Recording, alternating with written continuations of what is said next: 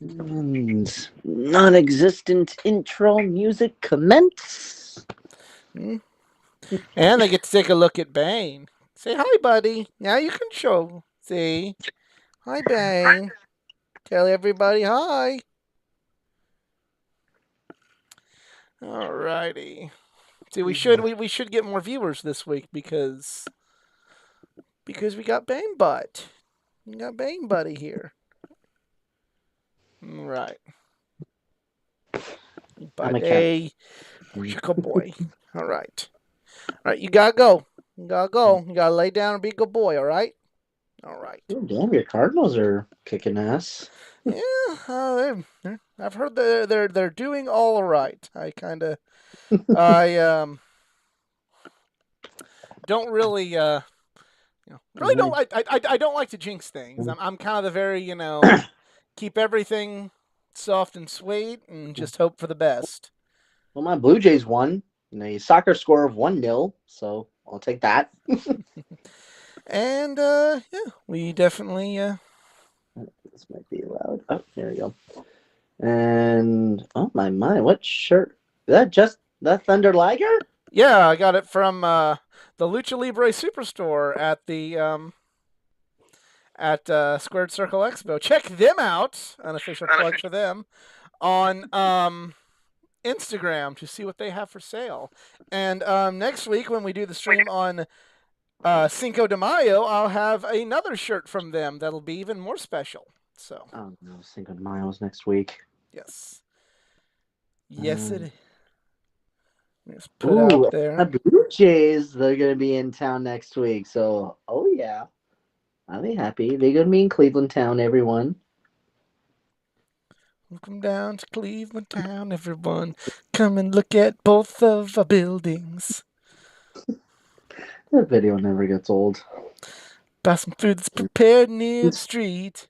Who knows, you might even see Yeah, the and at least on the sky. bright side, the game starts at 6 because reasons, and I'll be able to be on the show as soon as we're finished. It's, baseball usually goes longer, though. We'll be done about like 9ish. Ish. Oh yeah, I forget 6. Got you. Yep. Yeah, We're 6 we're p.m. we're we're here. We're here. We're here. We're here. We're here. We are in fact here.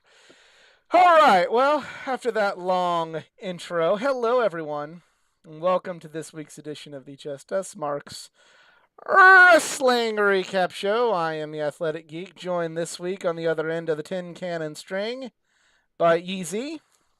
Ayo. Ayo, indeed.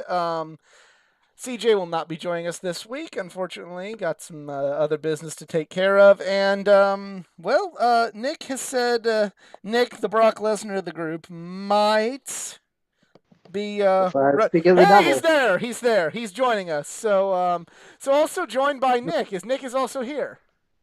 Hello. Hello. So we've got a lot to talk about this week. If you've never seen this show before, this is the Just Us Marks Wrestling Recap Show. I met Nick in school, and we became friends through wrestling. I met Easy at All In Starcast, met CJ locally, and she's not here, but I'm still giving her due. We love wrestling. We love talking wrestling. We love sharing our love of pro wrestling with each and every one of you out there. However, just like each and every one of you out there, we are just fans. Our opinions of that of any other fan. We avoid insider terms because we're not insiders. We're not wrestlers. We's just a bunch of marks. We're the thing that We're apparently a galaxy, according to Jericho. we're a galaxy. We are the things that shouldn't have any opinion on wrestling, according And to Bully Ray. Maxis. If you're MJF. Yeah. Bunch of So yeah, we are quite a number of things, and quite a number of things happened last week. I completely forgot about all that. Well, we'll start off with Rampage.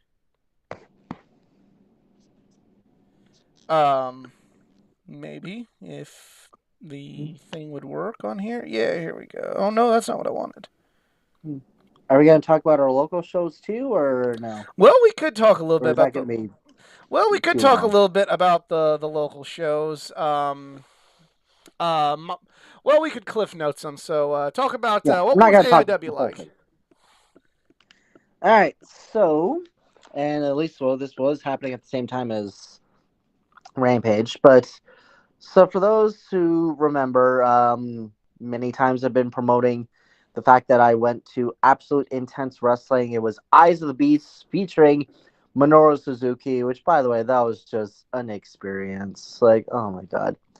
But the one thing that went intense, this was literally going viral, was what happened in the main event in an absolute intense match between Matt Cardona and Josh Prohibition, where literally I had a heart attack on the front row that Matt Cardona was going to give a power bomb to a 10-year-old kid. Now, I was really hoping CJ would be on the show for this one too, actually, because she's not a fan of Sting jumping off things, as probably you are, and then the amount of, I guess, hardcore matches that AEW should and shouldn't have. My click is, why the actual fuck do we need to get kids involved in a match? I get storyline wise, sure, but matches? Really? I mean, yes, there's a story Kenny Omega hit in a one-winged angel on, what was it, a 9-year-old Riho or somebody like It that? wasn't Riho. Oh, never mind then. Yeah, it was just a Or 9-year-old, but it some wasn't Riho. 9-year-old. And of course, the Young Bucks super kicked a kid. But it's just, I have a problem with that. It's like, I don't want to see kids beat up in the ring. I mean, yes, this is wrestling. This is all a fantasy of our entertainment. But there comes a point where it's like, I would not get the kids involved here. But having said Nick, that, it Nick, was Nick, Nick, hilarious. Nick. Do you have an opinion on children in wrestling? Um, yeah, I mean, it's not. It depends on how they're used. Yeah. Like, I don't think that a lot of people don't like that they have negative one on. I think that that's cool. Mm. Um, And, yeah, not ever beating anybody up. But yeah, you can threaten it. It's okay. It's a little edgy. I'm fine with it. I mean, on the bright side, the kid ended up doing a Hurricane Rana on Matt Cardona, which honestly was the funniest thing ever. But I have more of a problem with the Hurricane Rana than I would if he would have actually power bombed well, her. if you just look up like the video, like the 10-year-old, like putting a Hurricane Rana on Matt Cardona, you'll literally see me in the front row thinking like, oh my god, what am I seeing? I'm about to witness murder here. So, but Cardona, he did end up retaining his titles of the Absolute and Intense Champion. But also Chelsea Green was there, and that was amazing.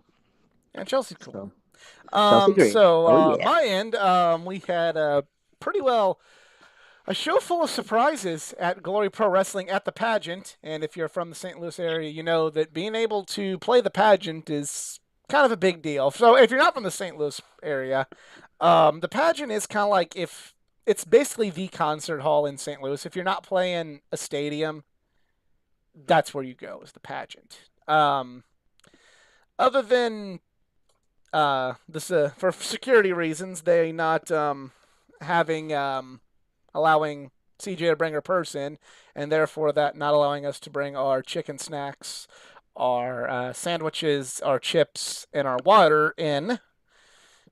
Damn. And they're not even selling food there. Second damn. It was a really good show. Met Davey Richards and Minoru Suzuki. Then went on to Danhausen had a hell of a line. A lot of fanhousens there. Then, as far as the show itself, it started off with us finding out the unfortunate news that Brody King had to cancel. But fear not, as he was replaced with all ego Ethan Page to wrestle Ethan Price. And we had dueling Let's Go Ethan, Ethan Sucks chants, which was awesome. Dante Martin made an appearance, and that was really cool. Got to meet Dante later on. Jake Something wrestled Minoru Suzuki in a. It was a good match. It wasn't the. And I say this with all due respect to Jake Something. I love the guy. Jake Something was fighting Minoru Suzuki. Are you fucking serious? I fucking love Jake something. I love Jake something too. I'm not trying to name drop, but I've had a lot of beers with that guy. I've seen him at BCW and Smash. Me and Nick made him the champion of our Fire Pro League. Yeah, he made himself a champion. Well, he made himself the champion. I told Jake the story. I remember he wouldn't sign with our company and then won the championship, and I'm just like on the video going like, all right, get the belt off of him, and then we bury him for not signing, and then we make him a different offer, and he's like signed it, and we're like, that's our ace right there. Build the company around Jake something. That's what we're doing. What did he say about that? He just laughed. He's like, send me a link to that, man. That sounds hilarious. So, I want to say I'm also drunk. He's like, well, that's how you play video games, dude. Jake's on Wrestle Minoru Suzuki. Good match. I mean, I'm not trying to knock the match, but it wasn't Davey and Minoru Suzuki, but Davey and Minoru Suzuki was S tier. So, it just kind of is what it is. Then the main event, speaking of Davey Richards, he wrestled his student at Team Ambition, Mike Outlaw. They had an amazing match. Mike Outlaw retained the Crown Glory Championship and then turned on Davey Richards, leaving a lot of question marks for the next Glory Pro show, which as of now has another dream match booked, Davey Richards versus Eddie Kingston. So, when's the date for that? May 22nd. Damn it. Yeah, we're going. Well, me and CJ are going. I have Indy to go to. Yeah, that's actually, that's funny. Hold on, you said the 22nd because Eddie Kingston is going to be in Akron, Ohio, I think on the 23rd. Is that a Monday show? Oh wait, no. No, actually 21st. I'm wrong. So he'll be going from Akron to St. Louis. That makes sense. That's weird. Like Suzuki was here in Cleveland, now he's in St. Louis. Gotta just do the Midwest swing like that, That's how you do it when you're on the Indies. So yeah, definitely looking forward to that. And shout out to Glory Pro Wrestling for a damn fine show. That's why we love Glory Pro. And absolute intense wrestling too. I wanted to go to an AIW show WrestleMania weekend so bad to see Hornswoggle versus Scott Steiner, but I didn't get to go. So now time to talk Rampage, and we're going to start with a match that I heard was going to be a match of the year, and then I watched it. Adam Cole versus Tomohiro Ishii, which I was really hoping to come into this stream going oh my god, did you watch this? It was Adam Cole versus Tomohiro Ishii, everybody. And it wasn't bad. I'm not trying to say it was bad. It was good. It was all right. Yeah, it was okay. This is definitely a reminder of don't just go off of what the internet tells you. Watch for yourself, and don't, it's okay to hear people's opinions, but anything can be overhyped on the internet, and just be prepared for it. And this is one of those that I think was overhyped. I don't know. What say you, Nick? Yeah, I watched this episode at work while I was typing a document, so I didn't pay super close attention to Rampage this week, but it was good. I mean, I think it met my expectations. It was what I thought it would be, which was good. Right. I mean, I'm not knocking it. I just remember hearing everybody this is a match of the year contender, this is a match, oh my god, Adam Cole and Tomohiro Ishii tore it the fuck down, and I'm like, it again, I kind of some very Nakamura AJ Styles at WrestleMania vibes from this match after everything you expected and heard about it. Kind of right. I don't know. Just kind of expected better from this. From there we go to Lance Archer versus Sir Pentaco. This was about what you thought it was going to be. Squash match for Lance Archer. Then we go into Daniel Garcia versus Eddie Kingston. This was the match of the night, in my opinion. Yeah, really like this match. Kept the Jericho Appreciation Society versus Proud and Powerful and Eddie storyline going. And Let's just But there call it was like a that moment at this of the point. night. what's There that? was a moment of the night. We finally heard what Hook sounds like. I know you don't care, but the entire internet was freaking out that Hook spoke. Yeah. And what did he say? I don't remember. He just said, like, you want my attention, you got it.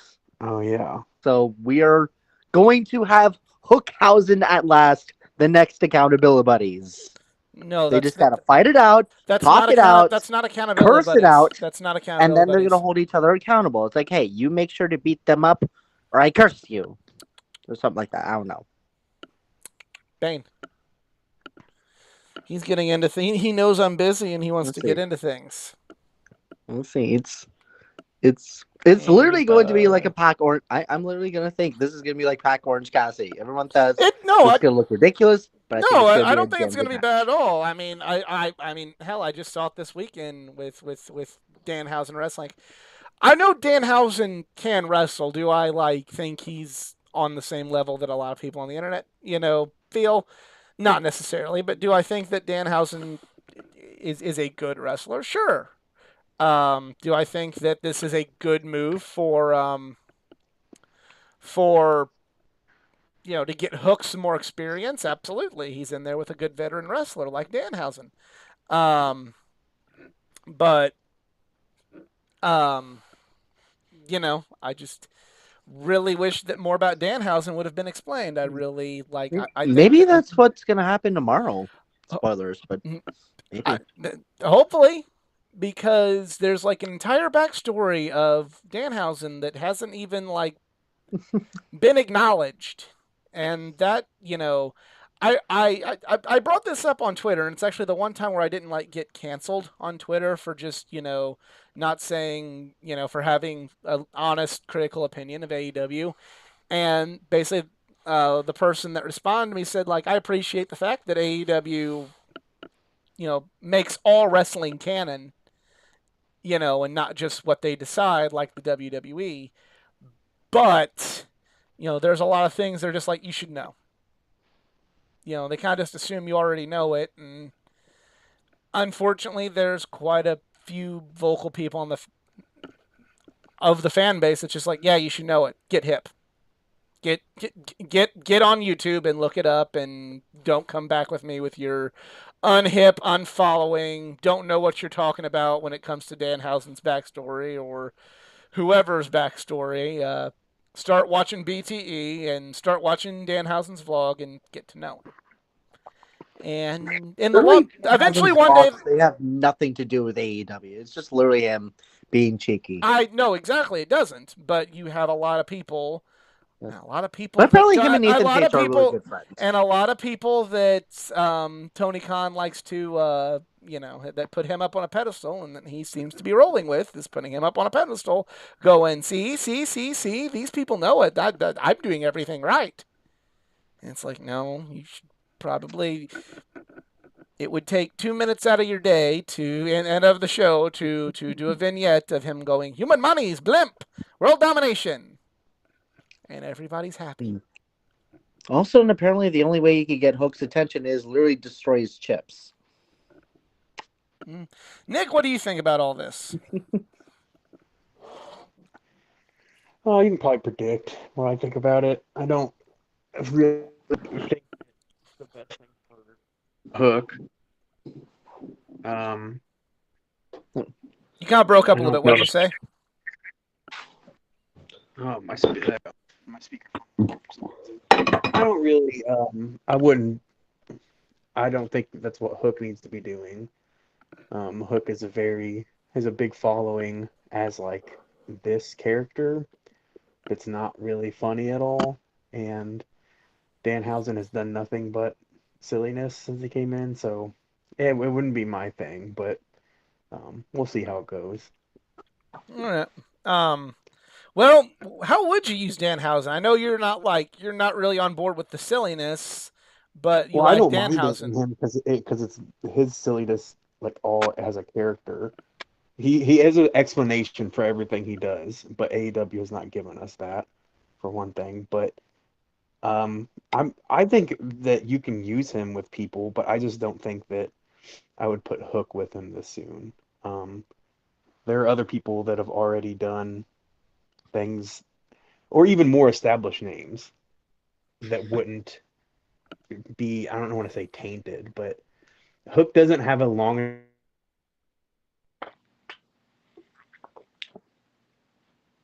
Yeah, there's another cut. There's another cut. You there? enough like canon of his character for him to like do this and it not be a defining. You're good.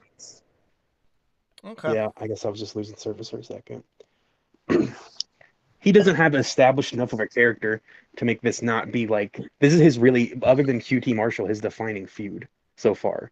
So like the first major Hook feud is like a comedy character, which I don't like. But We'll see. I'm not gonna immediately judge on like, yeah, do I think this rivalry is gonna be a little silly? Of course it is. You know, it's like you got what's the best way I could put it? It's like if you got Rocky Balboa fighting the Animaniacs. It's this silly, but it's also a little intriguing. But still, anyways, I'll see how this builds, and I really do hope they have something to explain about Danhausen. Like, I will agree with Geek on this. That's like, look, at some point, we need an explanation. So Yeah. All right. So the last match on Rampage was TBS Championship match. Jade Cargill versus Nick's favorite wrestler's wife, Marina Shafir. it's just true. This was an okay match. It's a lot better than Marina's previous match. Mhm. Gotta Is give her she credit there. signed? I'm not sure.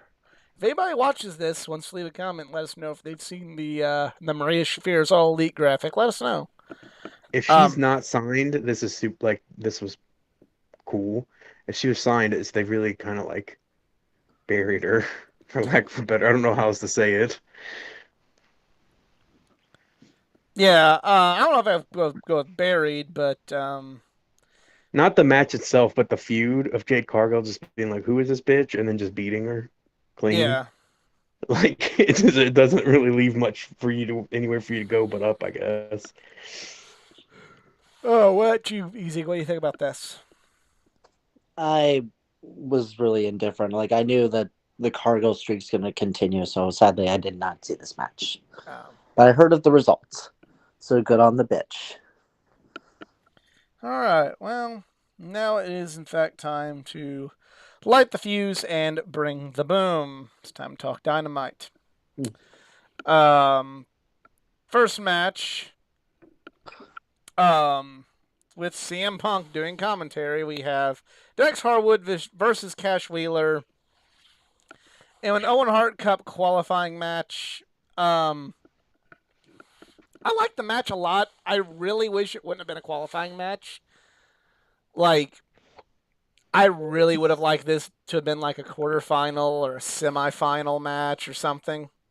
Like, it to have been I like, guess they hey, kind of wanted to add like the intensity that only one of them can be in the tournament. okay. And that's what I personally think. Okay. I still think that, oh, hey, we're both going to be in the tournament and because we both love Owen, and then, oh, no, we got to wrestle each other now. Kind of have that, I'm going to go with a reference that some people may get, some people may not get. It was kind of like in the first season of Pokemon, when Ash finally goes to the Pokemon League and his friend Richie's there and has like all like the same Pokemon he does, and they get through Team Rocket and everything. YouTube is not receiving enough bullshit. Bull fucking shit. There we go. I didn't watch. I never watched Pokemon. The closest I would have is in Yu-Gi-Oh, where Yugi was fighting Joan. Who was Okay, being but I'm possessed. saying like so, but then ended up in the Pokemon League. Ash and Richie get matched up in the like semifinals to determine who's gonna win the Pokemon League that year. And I guess I'm off. I'm not live anymore. I guess I'm not. Okay, there we go. I don't know. I don't know. This whole thing's been weird. So I don't get it. Don't get it at all. Fucking technology. It says I'm running at full speed. I don't get it. I don't want to get it. It's weird. But anyway, here we go. It says we got excellent connection again. Gotta love being Say, like, live. already. It's like, I don't know what to say. Need a script. I need a script. I don't know where I was going with that. But anyway, that's kind of what I was kind of hoping for, was just that. I get it. Like, it's not a hill worth dying on, but it is something that I'm just kind of like, I would have liked it to be a little bit better, a little bit later on, and had like had that more intensity. Like, hey, maybe one of them's got a legit chance of winning it, but only one of them, rather than one of them only being in the tournament. I feel like that would be more dramatic. I think you could argue that it's the same amount of drama if one of them is going to be in the tournament period and the other one's just straight up not, though. Maybe. I think that's more like a headcanon fantasy booking versus reality, where it's just like, I don't like it because it's not. I don't like it as much because it's not what I thought it would be. Versus, like, doesn't necessarily mean it's worse or bad. It's just like I had this specific expectation and it didn't happen. I didn't really have an expectation. I just thought, like, to me it would be like, it just would have been better had, like, they both gone through these intense things, and it's like, oh my god, both of them are having such a good tournament. Wow, we didn't expect them as singles guys to be this deep, and then wow, you know what I mean? Just kind of again going back to the Pokemon comparison. Again, never. You missed out. You missed out not watching Pokemon. But I didn't really like the match. I've had many friends they tell me that, but it's like, no, my anime as a kid was Yu-Gi-Oh. My anime today, nothing, because Castlevania ended the show. Best anime of all time was Cowboy Bebop. Yeah, I heard the movie sucks, or whatever that new adaptation was. Yeah, don't watch that. Watch the original anime. Dax wins the match. Really enjoyed it. They have made it official after the match that CM Punk will be challenging Hangman Adam Page for the AEW World Championship at Double or Nothing. This is the COVID. What's up? Hangman apparently has COVID, or was in a COVID house or something, so he missed this. So he should be ready for Double or Nothing, though. Gotcha. But yeah, so Punk and Hangman at Double or Nothing. A lot to unpack here. Nick, what do you think about this? Well, for the opening match, I thought it was fantastic. I think that both those guys are like some of the very best, put on some of the very best wrestling that you can possibly watch in the world right now. So it's cool to see them go one-on-one for the one time only, so they say. A lot of parallels in that Brett Owen match that we watched on the podcast not that long ago. Just a very, very good match. As far as Punk Page, I do not think CM Punk is winning. You don't think so? Nope. I don't think he would say specifically, I can't guarantee you I'm going to win. Just because he's like a classical wrestling good guy, and he follows a lot of classical wrestling good guy tropes. And one of those, like, territory good guy, is you never promise a win if you're not going to win. And he didn't promise a win. I think this is gonna be. I don't think that they have given up on Hangman. I think this is another notch in his belt. I hope it is another notch in his belt. Danielson and Punk. And I put this out there on Twitter, and this got some people thinking, and it had a lot of people telling me that I must hate AEW if I don't fucking think that they're doing a great job booking Hangman Page. I don't think... I think Hangman is losing. spoiler alert from when we do predictions. This whole Hangman's entire AEW world title reign has been very reminiscent to me of when Dean Ambrose won the WWE title back in 2016. It was, everybody was clamoring for it, and here's the one guy that hasn't had his due, gets the belt, and then he gets it, and it starts off really hot. Amber start off, finally having that triple threat with Roman and Seth. Then finally, and Hangman was with, his first program right out the gate was with Danielson. So both starts off really hot. Then it tapers off because I say this with all due respect, he's a good wrestler and an even better person. You put him with Adam Cole, who, I'm sorry, is not a top guy. Like, he's not top guy. He's not the person you have a champion topple if they make him seem like it's a top guy. And then that's what they did with Ambrose in WWE. They put him with Ziggler, who's great, but you're not going to get any buzz for a world title match putting a guy against Dolph Ziggler. And then meanwhile, while this is going on, there's simultaneously everyone's dream feud happening. In AEW's case, it's CM Punk and MJF. In the WWE, it was Cena and AJ Styles. So you have that going on simultaneously. You have this thing that everybody's thought about and talked about for years, now coming to fruition, and then you have your world champion wrestling a good, very good upper mid-card guy. And now, you have that guy that's finally come to your company, CM Punk and AJ Styles, apparently their title shots, and you have, in my opinion, it's like poor Hangman and poor Dean were just kind of like, well, here we are. I hope I'm wrong, but if it seems like they're going to be, especially with a couple shows getting ready to happen in Chicago in the summertime, I just feel like that's what's going to happen, CM Punk. And I feel like it's just inevitable. And if that does happen, I think it's safe to say that Hangman Page had the worst AEW title reign so far. So for that sake, sure. you believe that? Or you agree with me? Or I completely agree with you. Yeah. Like, he has been not used well. Like, come at me. I have a question for you, though. Who do you think was the last truly great, exciting babyface, good guy, wrestling champion in America that has been like very well booked and exciting throughout the reign for longer than 6 months?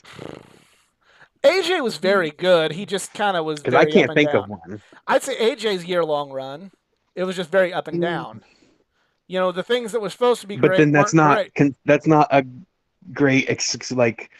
I wouldn't say that qualifies to me. And I think Kofi's almost does, but Kofi's had some pretty boring segments, as did AJ's. Now they were both kept strong, so that was good. But I just feel like there hasn't been. I can't really think of one. I don't even know the last time. I would say Becky, just personally, my opinion. Sorry, I think it was just the men's reigns, honestly, that kind of suck. But when it comes to women's, there's actually been some good reigns. Becky, Bianca, Naomi. Bianca was squandered, though. I wouldn't put Bianca and Naomi in that. Well, when Bianca finally I won, would Bayley. Becky. Actually, Bianca now has Bayley had a great run. No, I don't. Yeah, but it hasn't been that long yet. I said Bianca has a chance now to become that, because now, even more so, she has that earnestness about her. But but yeah, that's a very interesting question, because I really just, what is the last good? I really don't think there are. No. Maybe I feel like you have to go back years. Yeah, you have to go back even going back as far as like Punk when he was a good guy after the pipe bomb, like that Yeah, wasn't because he's even yeah, handled well. because he was, you know, in the When he middle of had his year-long one, he was like he was in the middle of the back and card forth. when you had John Cena wrestling John Laurinaitis on pay per view in the main event. So yeah, Yeah, I don't really. That is a very very tough question. I don't really think there was. Hmm. There really hasn't been one in quite some time. I would maybe.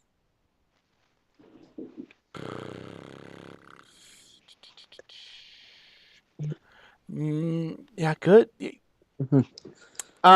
The closest I can maybe think of, and it wasn't even really that long, was when The Rock held the belt through the summer and into the fall in 2000, when he held it from King of yeah. the Ring to No Mercy. And it was just like, okay, it was like he wrestled Benoit, and then Triple H and Angle, and then a Fatal 4-Way, and then Angle on his own, and then all like the Raws in between. That's probably the best one I can think of. I mean, somebody in the Like I comments think might have I another really one. think you have to go back about that far, because there have been some great title reigns, but they've been mostly bad guy. Yeah. Hmm. Like Roman Actually, you Reigns know for what? sure qualifies Okay, for that right you now. said North America. I said the only thing close I can maybe think of is Okada.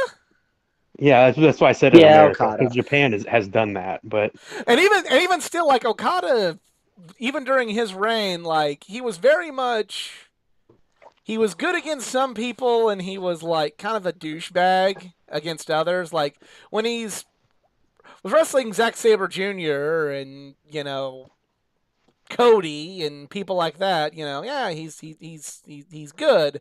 But then like he's wrestling Sonata and he's like, "You're not worthy of being in the ring with me. I'm going to humiliate you and make you quit wrestling because you're honestly just not that good." And then he wins. He's like, "I told you he wasn't that good, people. Like seriously, why do you like this scumbag?" And it's like that's good guy talking right there, man.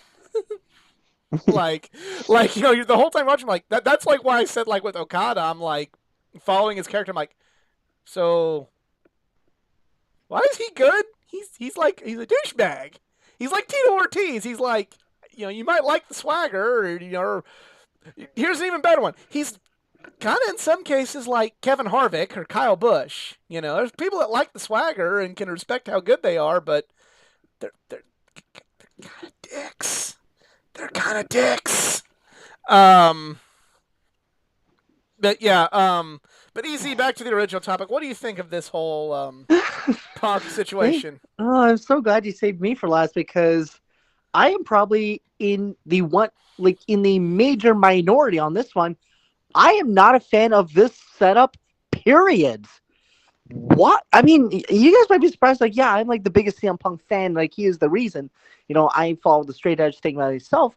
But I'm like, why? Firstly, I know it's going to be almost a year, which that's crazy. Think about it, but it's almost going to be a year since Punk signed with AEW, and I'm thinking, I don't think he needs this title match. Oh, because what? They had one fucking stare down last week. That's your build up. His Like build-up TK, is like listen, he's in the rankings. That's the build-up. okay, yes, rankings, sure, but also I I don't think Double or Nothing is when you have Punk's first title match. Like frankly, like had Forbidden Door not been announced, I literally would have thought Punk's first major title match would be at All Out. Knowing it is likely going to be in Chicago and in this case maybe likely at the United Center. So please confirm that. But I this is the part where the internet is and especially AEW is going to be completely divided on you know if Punk wins, this would be Hangman's worst title run. Punk loses, well, what are we gonna do with CM Punk now? Like, He moves on. I was literally, No, that Punk, I know, that no but that's the thing. there's a lot There's of a places to go if Punk loses. yeah, yeah. but There's a also lot like more I've places been for thinking Punk to about go if he this. loses. Yeah, but I've been thinking about this since yesterday. Like four active guys that honestly I would have put them in this title match, and it actually would have been a lot bigger and better feud ish. But still, I don't like think anything's gonna be bigger. Yeah, I well, mean, okay, obviously not bigger, but still. So my guys that I honestly would have chosen would be Alidalo. I mean, Andrade honestly, hell he no. need. What Okay, has he that's why he's done? at 4. What?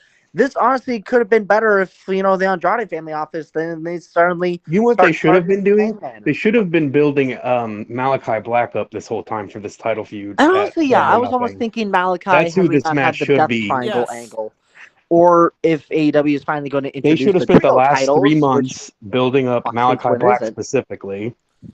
Malachi honestly would be good. Another guy I was also thinking about was Moxley. Like, yeah, we I'd got be the okay with Blackpool that. Combat Club, but Moxley, he is ranked. He is ranked. And this actually would have been great because if I'm not mistaken, I don't think they have fought yet for a title. If I'm mistaken, correct me if I'm wrong, but Moxley Hangman actually this would have been better. Second guy, and this is honestly when I'm hoping CJ would have been on the show. Ricky Starks. Honestly, Starks has been sheer incredible power for him. Obviously carrying a fake belt like the FTW title, but still, he's been honestly like growing himself. So I'm like, okay, when He's are you not going main to event level transition yet, and to? I'm not just saying that like because of my joking rivalry because she likes Ricky I feel like Starks. he is He's ready. not He's on that. he's been on Who has he beaten? Like, what has he done to be worthy of a main event of a pay per freaking beat view? Keith Lee. I mean, Okay, what has Keith Keith Lee Lee's had done? like 3 matches. but, I mean, If you Starks has just been if you putting think himself Ricky out Starks should there. be in the main event right now, I don't want to hear you ever complain about Notre Dame getting a good bowl ever again. That's fine by me. They're gonna end up losing the bowl game anyway. They won it Anyways, and then last time to be an SEC team. the last guy that I was thinking of, and honestly, this would have been incredible long-term storytelling, and especially, well, God knows what the hell is going to happen with this feud, though. I can't. Jericho, honestly, Jericho Hangman at Double or Nothing. Don't you think that setup actually would have been interesting, considering No, not at the all. first Not at title all. match they had, it was Hangman Jericho, and Jericho be like, "Look at you, you're world champion now, where I was the first world champion." Him going on his whole sports entertainment thing here is, people are always going to remember the name Jericho, and you're going to be remembered as the worst title reign in AEW. Like, come on, this actually would have been No. a better setup here. One, because Jericho's doing his own thing right now, and he needs to get rid of that before he gets there. You can't just be like, That's "Oh, why hey, fuck if he Eddie didn't have the Kingston, fuck this, I gotta go if he over didn't here have the now." Eddie Kingston thing going on, obviously I would have had Jericho, going If after. you And I could have know, and spent it the sucks last that 3 months building these people up, Yes. this week, Hangman's down with COVID, which again, this would have sucked because I know they had to rewrite everything here. But I just, if Punk wins, he's gonna get some major go away heat here. I'm not just gonna say it off No, no, the he's he's top. not. not. You sure about See, that? Yeah, I don't You think you sure? understand. CM Punk on internet is the deity he doesn't believe in. Okay, CM Punk could CM Punk could Becky Lynch Bianca CM Punk Hangman is and will be probably cheered and heralded as a god. he's probably the most beloved wrestler in like the world right now. Oh, that's for Like sure. I I just think think it's still too soon to put him in a title feud right now. I don't mind him being in the title feud. What I have a problem with is it seems inevitable that he's going to win it. That's the other problem, though. It's like now it's gonna look like he's gonna win the If title. Hangman Page wins the match, and we start to right this ship of his title reign, because yes, it's wrong. I don't care what any of you all say. I don't care that he had a fucking whatever match with Adam Cole. It's been mid since his feud with Danielson. Everything has been mid about this. It's been an afterthought. And I don't frankly, it care. we has got. felt like an afterthought. And This So felt very frankly, I much like would have post title had. one reign. thing that can save this is if he beats CM Punk. And then he goes, "Oh, hey." And also, that also symbolically says, "Hey, you know who is able to beat CM Punk? The originals. MJF and Hangman Page. Who's been able to beat Bryan Danielson? Other than Moxley, who's beat Bryan Danielson? An original." I don't like it at all happening because I don't want they should be, and they kind of are, depending on where they're at, the two most beloved wrestlers in their company. Hangman isn't always, Punk always is. Hangman typically is when he's on TV. He's just not on TV very much. But um, I don't like that. I think that only really works if it's like Hogan Warrior, and that's not what this is. But but this what better way to right the ship than having him beat the guy? It would take him beating Danielson, doing some other stuff, and then beating Punk. So beating Punk and Danielson in your title reign immediately makes it at least like a good title reign statistically in storyline. Hmm. By the way, another guy that I saw that's in the rankings, I'm like, how the hell is he even ranked up there? Is Frankie Kazarian? He's at 3, which They win matches on Dark, and they get, and okay, that's fair point. I keep forgetting about Dark, which is sad. yeah. But No, it's not sad. I It's I not was sad. almost thinking, Kazarian Page are like, that No, really wouldn't make sense at all. no. But The and problem is the problem is that AEW has made nobody else look worthy of worthy of a title shot other than CM Punk for the last 3 months. There has been Even though he lost the feud ultimately, I would think that MJF was in the same boat. yeah, and maybe MJ, but he's got another story he's got to do. yeah, Yeah, You but know, I'm saying like there are other people in the company. but like right now, like anybody else, like you said, Malachi Black, would he be able to be moved up and it not feel forced and be able to No, keep the integrity of the title? No. Would Keith I mean Lee? this already No. happened. This exact thing you're talking about happened when he fought Archer. Yeah, which to me it's like again, this is why I feel like AEW's kind of lost their way a little bit. It used to be like, man, you really earned your way to a title shot, and now it's like, well, you really earned your way to a title shot, unless you don't anymore. Yeah, and it was a good match. I loved that Archer match, but it didn't make any sense narratively. Yeah. And I feel like Page isn't on TV, and when he is, he's not the focus. that's the Mm-hmm. problem. And Honestly, it's that's just the real problem, yeah. If he was It's made to feel ironic. like apart the from this guy, week, It's there ironic really right hasn't now. been a reason. Hangman Page is being booked like CM like Punk. CM Punk was in WWE, yes, Yeah. completely. Masay says, I'm fine with it. I'm pretty sure now's not the time to have Punk win. Eventually, MJF went from Hangman further. I'd be okay with that happening, with CM Punk taking it from MJF, but I'm not. Punk should have the title at some point. He's the number one guy That's they what I'm have. There's thinking. no reason for him not All to. Out would be when I would give Punk the title. He doesn't need to be Hangman for it though. No. Yeah, and then Forbidden Door, that's way too soon because I Forbidden don't know. Door should not be I don't about the even know AEW how the hell title. they're booking. Forbidden Door That's what should I'm be. like thinking. Are there any like title matches they're gonna put on there other I than probably the IWGP? or not. I wouldn't. I think the main event of Forbidden Door, they've telegraphed this is going to be like Hodgepodge Bullet Club versus whatever. Which, hey, I guess I can beat traffic when I go to Yeah. Forbidden Door I by think it'll be the skipping main out on event. that. Yeah, that because despite being stale as hell, people that don't watch a lot of New Japan, but like still know of New Japan, it's Bullet Club. Like that's all they think about is Bullet Club. And Like also, we may not have an It should really Okada. be. We may not have an Okada for Forbidden Door because that's gonna be his wife's birthday, which I know that's gonna be a little conflicting. I think it will be it'll be like Adam Cole and Jay White and probably some other Bullet Club people versus probably some other people and you know what? If they do it that way, it will fit right in like with All In because you had all the good matches and all the things with stories and stakes, and at the very end, you're just like, and here's a 6-man. Go for it, guys. Well, I think that's gonna be the skepticism leading into Forbidden Door. It will literally be like All In. It's like we don't know what matches are going to be booked, and we don't know how they're gonna execute it. But you know what? Once everything is written on paper, this actually might be executed very well.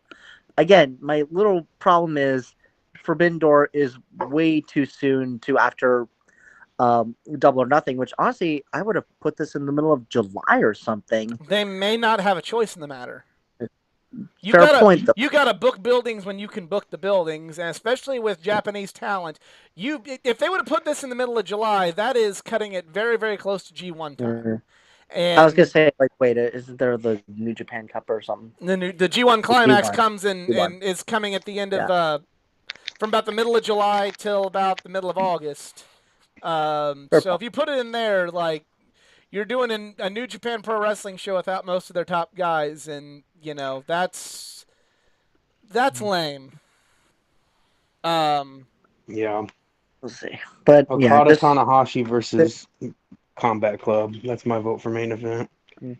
My again, vote for main event I'm would not gonna be say what my main event is because I don't think Okada is gonna be at the show. I'm sorry to I say. feel like he'll miss his wife. I would miss my wife's birthday to be at a pay-per-view show like Or that. maybe he'll bring his wife. I don't know, but I'm not putting my hopes up there. And then everyone's also saying, well, maybe this might be the night Kenny comes back. And it's like, we don't know yet because he's still injured. And he did tease Chicago, but he didn't say. I did see a meme that kind of said Kenny Omega missing Forbidden Door is like RVD being hurt and missing the first ECW One Night Stand. Like, yeah, it kind of is. So, Blackpool Combat Club versus the Factory. Maybe we could get Coda. Coda's hurt too. God damn it. Yeah. How about Wheeler Yuta in this match? Wheeler Yuta is the fucking man. I didn't realize he was from Philadelphia, but when he first came out, I was like, "Oh my gosh, this guy is so over." What is this? And then they said Philadelphia. I was like, "Oh, okay." But he's great. I was like and this has worked great. The streets of Philadelphia. Getting better receptions than Danielson or Moxley. A lot can change in the next, by the end of the year. But I think if Wheeler Yuta ain't your breakout star of the year, I'm going to be questioning what wrestling you've been watching this year. But Theory. Maybe that's solid, but I don't think it's he's broke out as much as Wheeler Yuta. And I'm not knocking Austin Theory at all. No. He's not Austin Theory anymore. He's just Theory. Here's something else that because WWE are really making budget cuts on first names. Like, I want to point this out since you brought up WWE. I definitely think that the AEW fan base, with the way the show's been kind of booked the last few months, definitely shouldn't be throwing any stones at WWE right now. I'm not saying that AEW is worse than WWE. I'm saying we have no right to be throwing stones. WWE is actually Raw has actually been not bad at all. Like, it's not something that I want to go out of my way to watch, but is it the punchline that it was a year ago? No, it's not. And AEW definitely isn't firing on all cylinders like it was 1 year ago. So definitely think some of the pot shots at stuff happening in WWE, you really have no right to do that right now because it's they're definitely not owning like they were. Yeah, they're not. This is I'm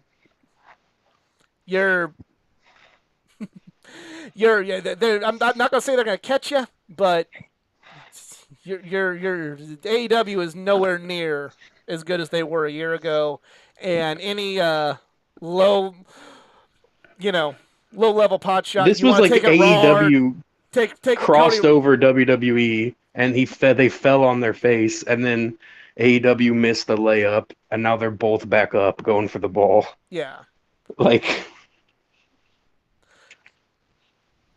I was going to bring up a racing reference. AEW flat tired after lapping WWE, and now it's WWE's no longer. Here's one. Remember, Kyle Larson, he got the flat tire on turn 3 on Pocono, and Alex Bowman took the win. No, because AEW's still winning, but just right now it's I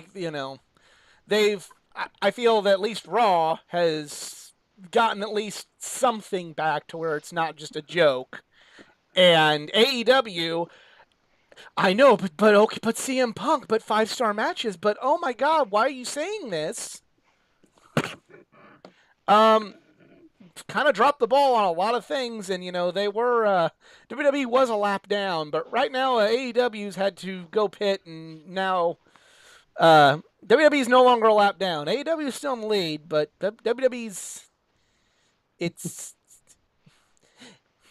they can draft their way up, and especially if AEW keeps being the way it is right now. It's not. Well, you say that, but I did think the show was very good tonight. Oh yeah, I'm not saying it was a bad show. The show was great. I'm saying like we're not in a position to be talking shit. We're not in a position to be taking pot shots and going, oh well, WWE does this. Yeah, well AEW's doing some stupid shit now. Maybe not like on the nose stupid shit like WWE did 1 year ago, but we're definitely But 6 months ago, I don't want to be reading any articles about AEW's brilliant booking over the last 6 months because there hasn't been any. Well, like leading up to like Full Gear, AEW was like way better than anything that had been on American television in like decades. But I can't say that now. Yeah, like now it's just here's a better. Now it's just good. Here's a better comparison. AEW was like NXT in their prime for the last couple of years, and now it's kind of like when NXT takeovers. Yeah, they're like every week was like a takeover, and you were all excited about it. And now AEW is just kind of like what NXT was when they went head to head with AEW. When AEW came on, yeah, it's like, it's good. It's better than anything else. I still get a lot more enjoyment out of it than I did for NXT at that time period, but I get what you're saying. Getting back on to Dynamite, Lance Archer versus Wardlow. It's a good hoss fight. I like this match a lot. I liked it. I like the whole Wardlow presentation. Right, Raw I want those Goldberg the chants stuff to they catch have on. With Ezekiel is amazing and hilarious. Yeah, I like it. I mean, it's tolerable. It's nothing I want to go out of my way to watch, but I especially this week on Raw, the return of Asuka was done well. I'm not a Randy Orton fan, but like they did that whole episode around him well. I look forward to Chad Gable's segments. He's got shoosh over, like that just shows how great he is. He's got the word shoosh over.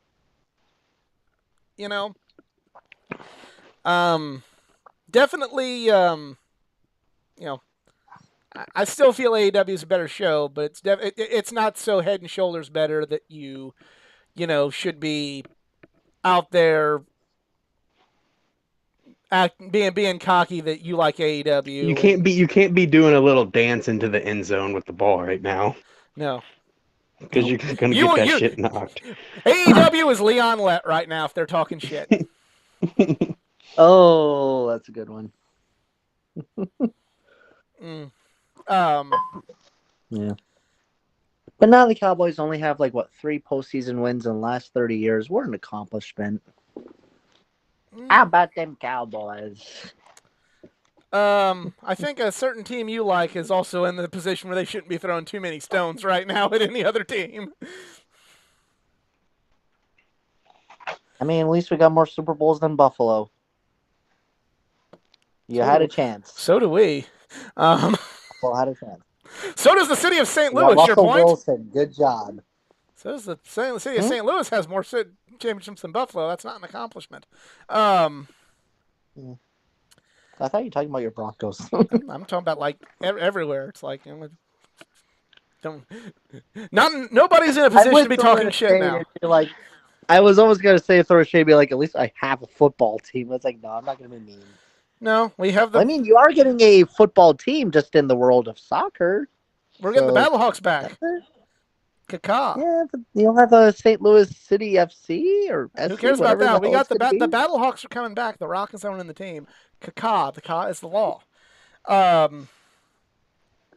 really like this segment with Jericho Appreciation Society and Team Eddie Kingston, just for the sake of simplicity. Because Eddie Kingston is just the fucking man, and anybody who doesn't think Eddie Kingston is the man is wrong. And I will fight you on that one.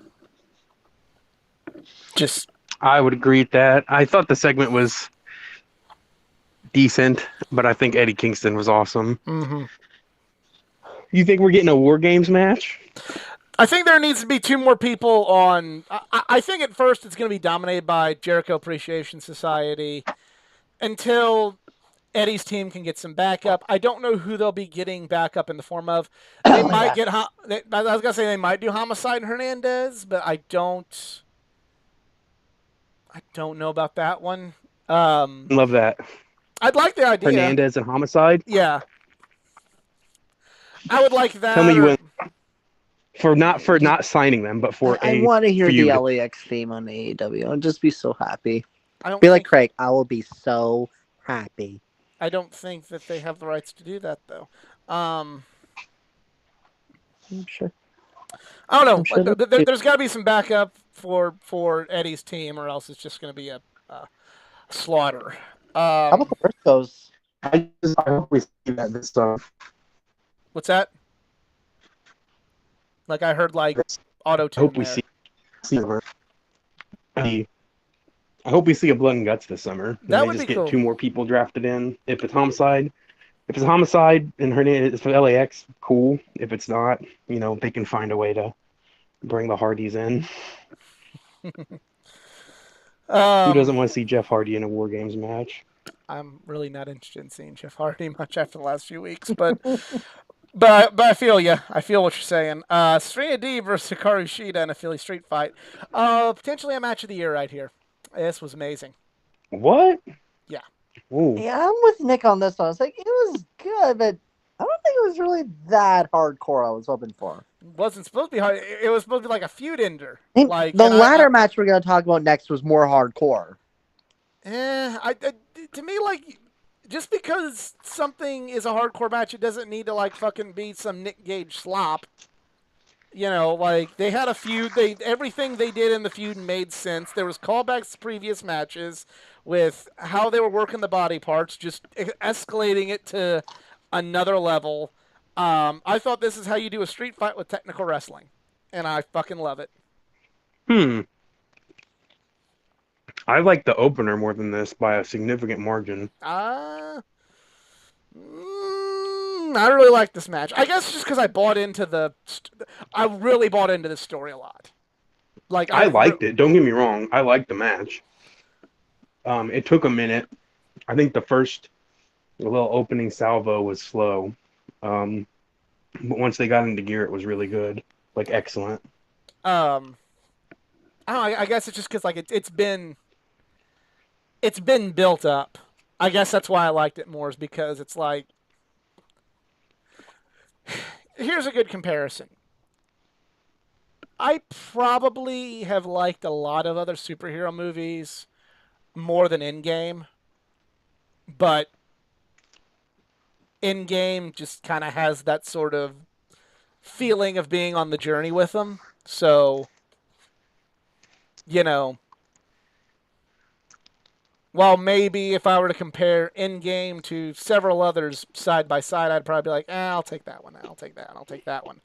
But because of the journey you were on to get to Endgame, you obviously think of Endgame a lot more, and you remember it well, and you have more fond memories attached to Endgame because of it.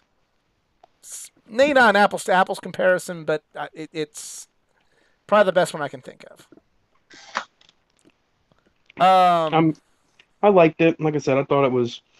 They've had some really, really, really great matches. They've had some mid matches. It has been. I think it's the best feud in the women's division ever in AEW. More than Take Rose that and for what Britt? it's worth. Yeah, Rose and Britt's kind of sucked. They had a good match, and then they didn't do anything for a year, and then they had another match, and then another match, and I don't think it was really a very good feud. Okay.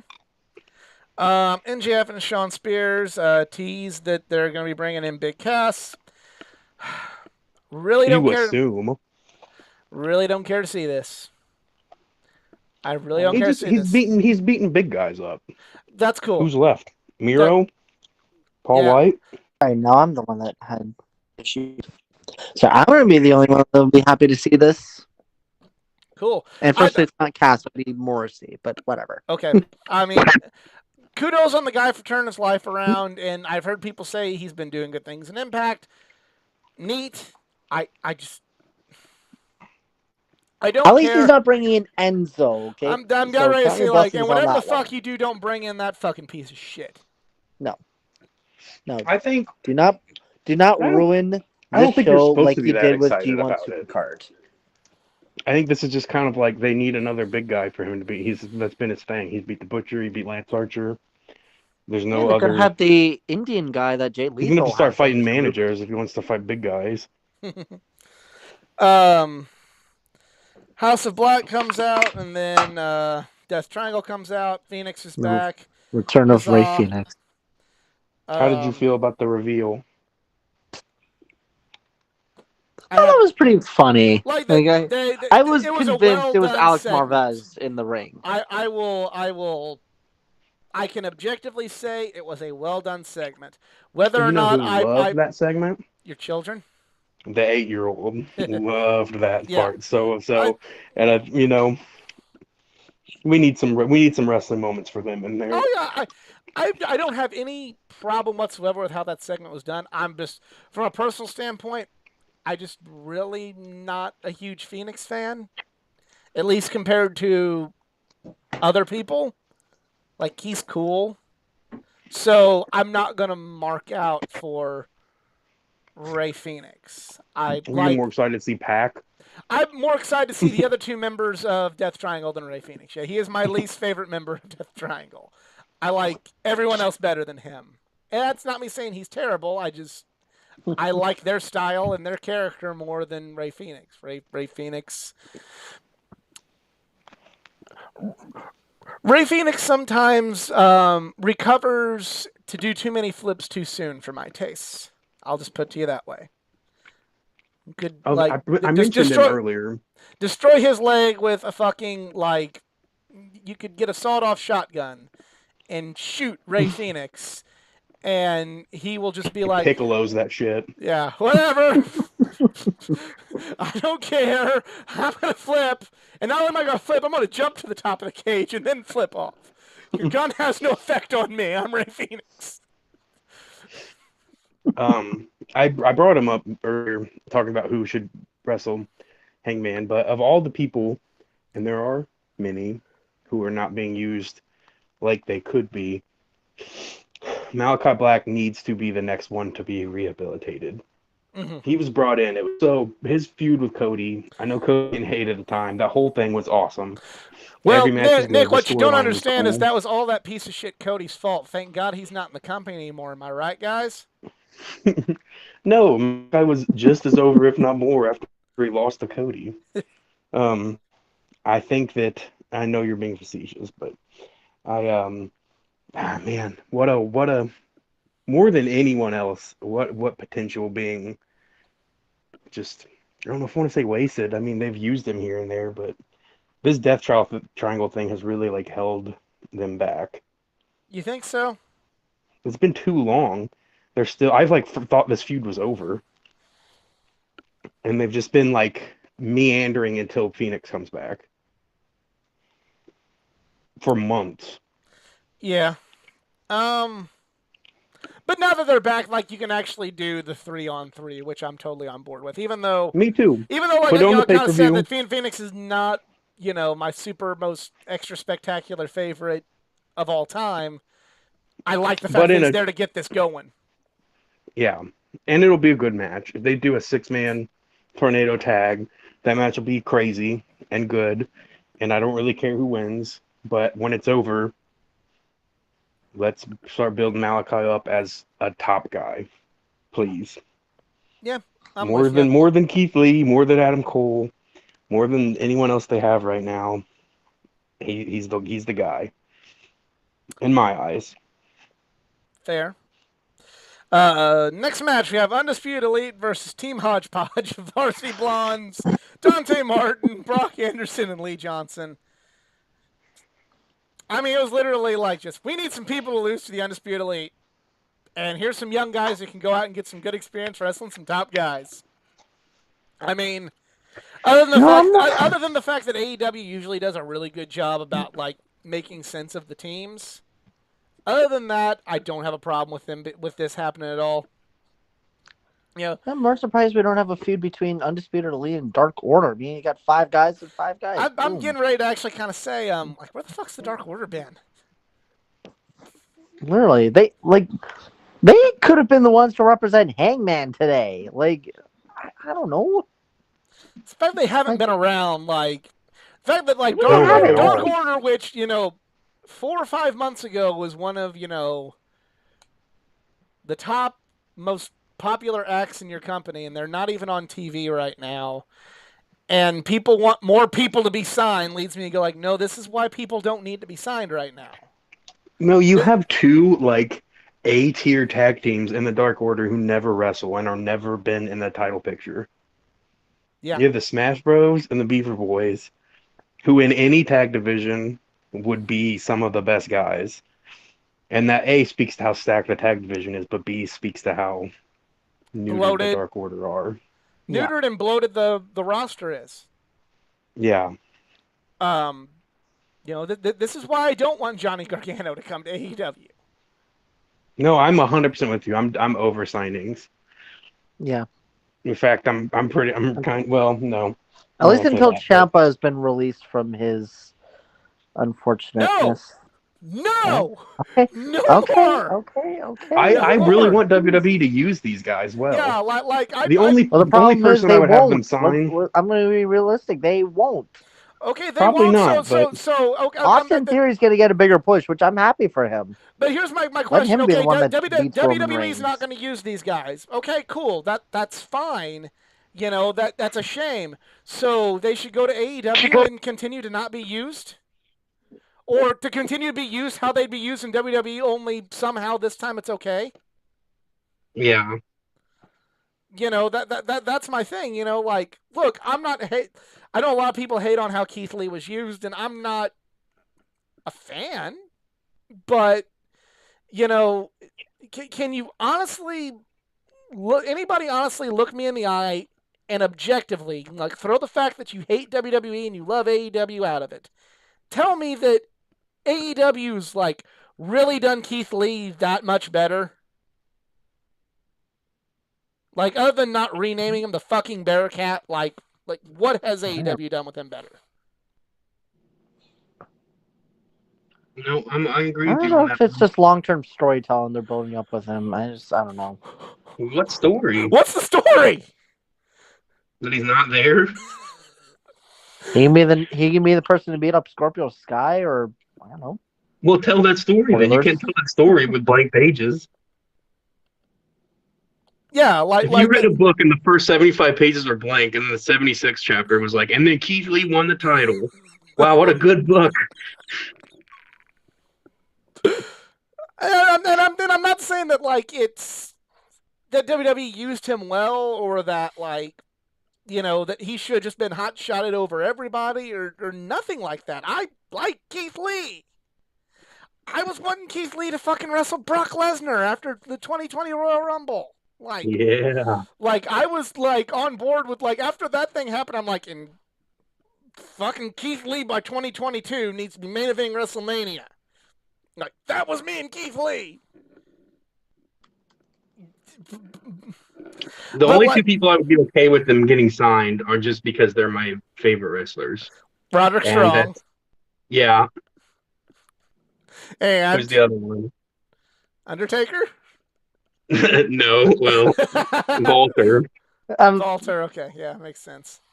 If they You sign mean Walter or Roderick Gunther? Strong, You gotta get that right. It's Gunther. definitely not going to be signing Walter. But that's just Gotta like, hit the name.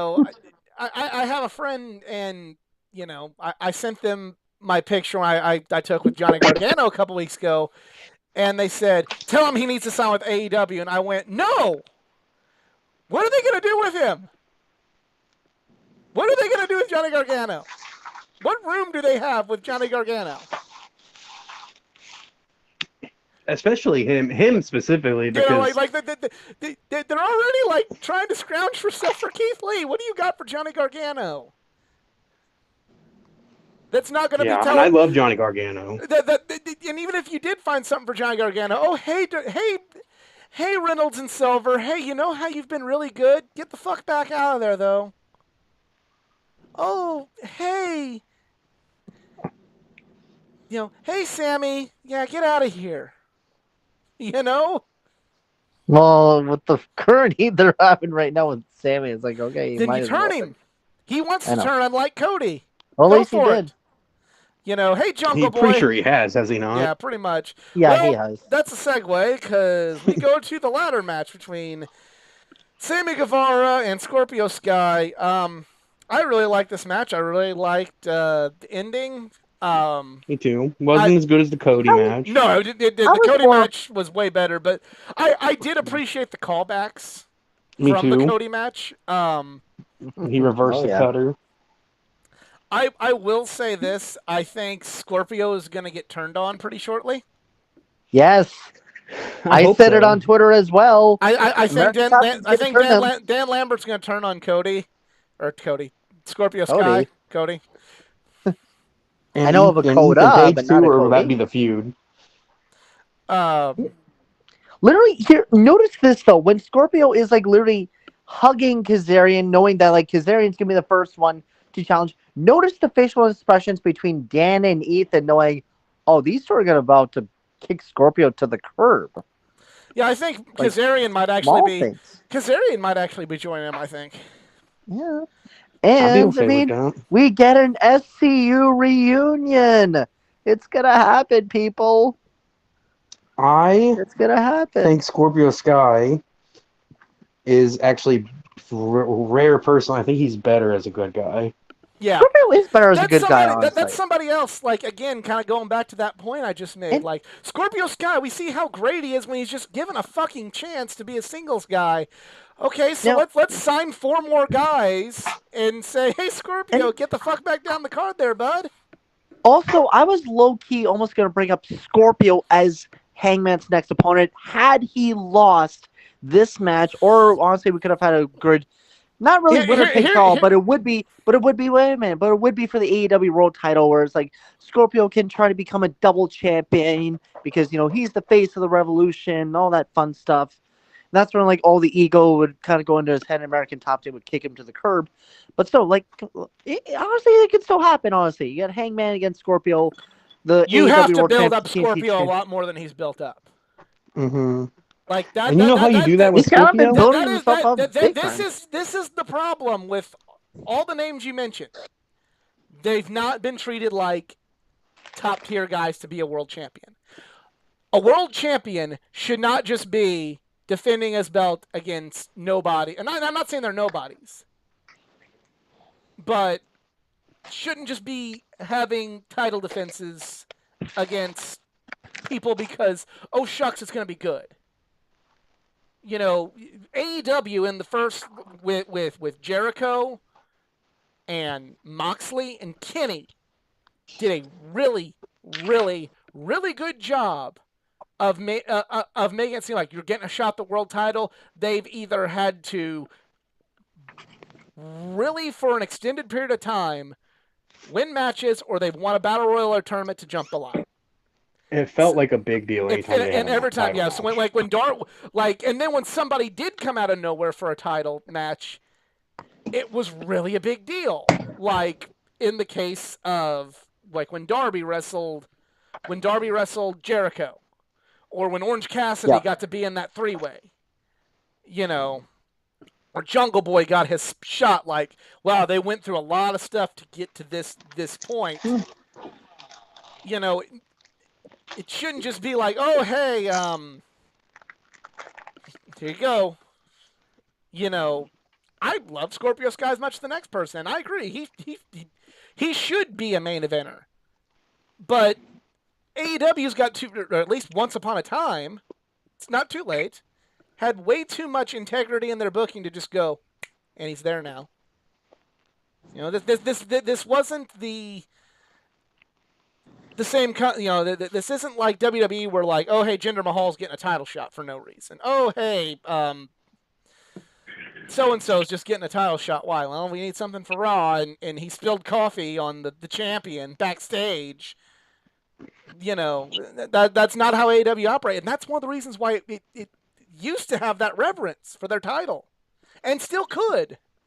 But, everything about kind of tying this all back up, I don't have a problem with Hangman Page wrestling CM Punk. My problem is it seems like they feel like they're telegraphing, and here's Punk's time. Again, kind of like Ambrose and AJ. It's AJ's time. Now, AJ was white hot, and you couldn't not put it on AJ then, especially because AJ was brand new to a company and everything going on. CM Punk will never not be revered. No, he's made. Punk can lose this one for the sake of making Hangman Page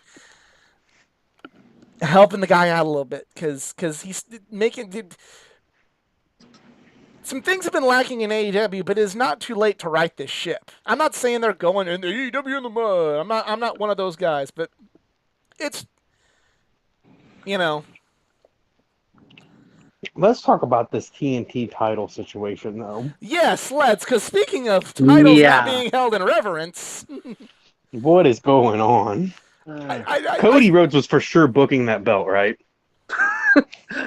That's the secret conspiracy. He's still in charge of AEW. Well, I don't know. It does the only thing that makes sense to me because it was great, and then he left, and now the title's changed more times than it did the whole time before I think when that. Charlotte and Sasha were feuding, like going back and forth with the women's belt. Yeah, but he's gone back and forth with more than one person. He lost it to Cody, and then he won it back, and then lost it to Scorpio, and then won it back, and then lost it to Scorpio. then won it back. And My friend Carrie gave me an awesome idea. Who Life Taco podcast. He has a YouTube channel. He's a cool guy. You should check him out. But he said that the only way this makes sense is if they keep like trading it because neither one is really better than the other, and then Miro comes back and like absolutely decimates whoever champion is, and then holds it for like a year. I mean, I was gonna make this comparison. So in ECW they had the television title, and there would be like periods where it would get like hot potatoed around a bunch. Went from like Guerrero to Malenko, from Guerrero to Malenko to Too Cold Scorpio, back to Malenko, and they hot potatoed the fuck out of it. And then eventually, here comes Shane Douglas, who is my least favorite wrestler of all time. And then he has like a long title reign with it, and he's like top bad guy with that title. And then, oh my God, who's gonna finally beat Shane Douglas? And then Taz beats him. And it's like, if they're doing this whole thing, like, okay, we're hot potatoing a lot because we're getting ready to, like you said, like here's Miro or somebody then like holds the belt for a long, long time. Someone I'm okay that with puts it. themselves up like head and shoulders above the field. Yeah. In that way. It's like, okay, hey, like look at all these great wrestlers and anything can have, because that's kind of the story they were telling with the TV title in ECW for a little while. Was it's like, here's Too Cold Scorpio, Eddie Guerrero, and Dean Malenko, and none of them are better than each other, and anybody can win on any given night, and win that belt. And then eventually, here comes clearly not the story they're telling here, though. I'm trying to say, like, it can be salvaged. If this is the direction they go into, if they go into something like this, I'm not saying it has to be Miro, but if they do Ricky Starks or Powerhouse Hobbs or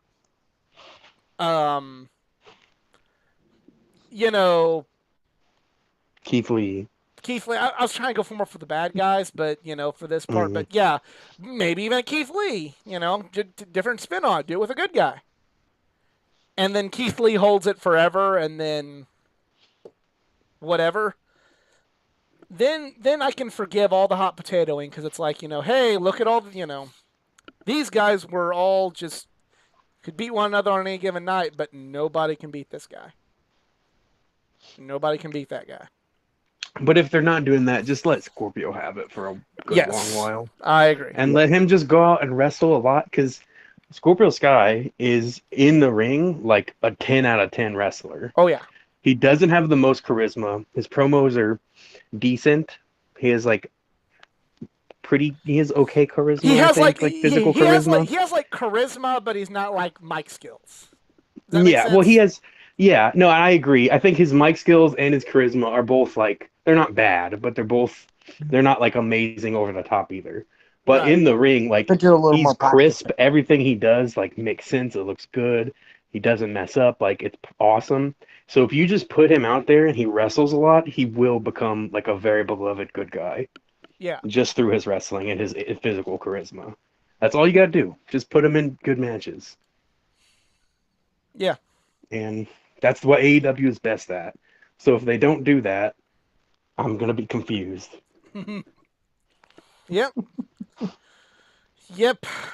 You know, they're like kind of the whole theme is. I still think AEW is the best in North America right now. They're still better than Raw. They're still better than SmackDown. They're still better than NXT. They're better than Impact. They're I love the NWA, but I think it's better than the NWA.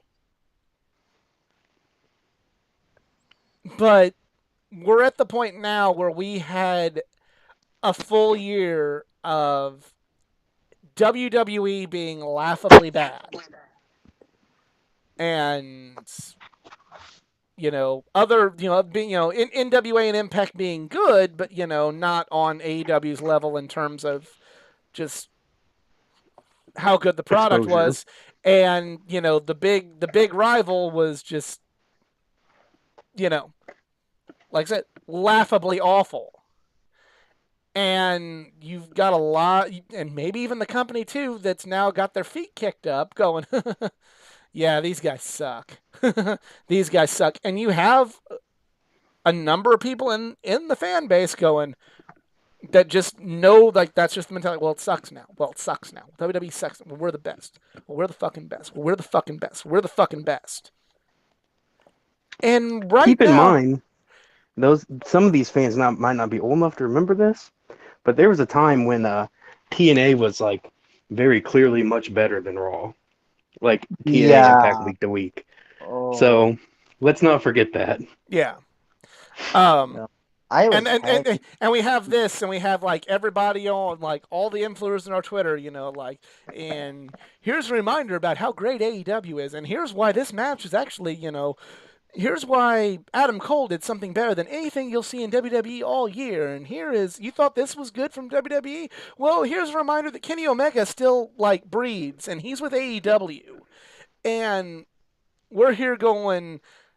We as the AEW fan base, waving this flag and going, nobody can touch us, full steam ahead, and the boat is slowing. The boat is slowing. The boat is not going as fast. Why is that? And it everything else still used to be very, very far off in the distance, and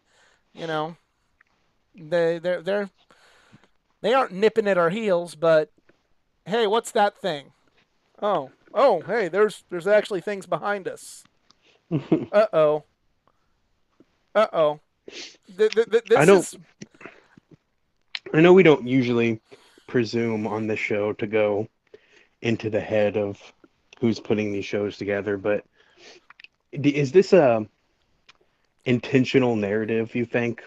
No. Or is this just like we didn't know what to do with the TNT title, so we panicked and flip-flopped it a bunch? I just feel like can I go see none of the above? I just think it's kind of like, hey, just do it. Just do it. We're untouchable. We're untouchable. It doesn't make sense compared to the rest of the booking that has happened in AEW.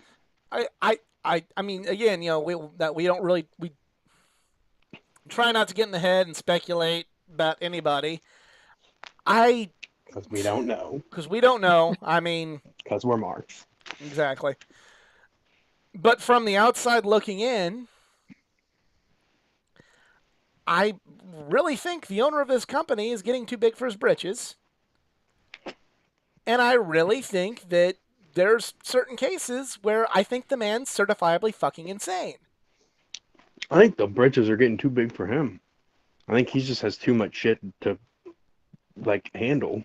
Can't keep his pants up. Well, I think that sometimes that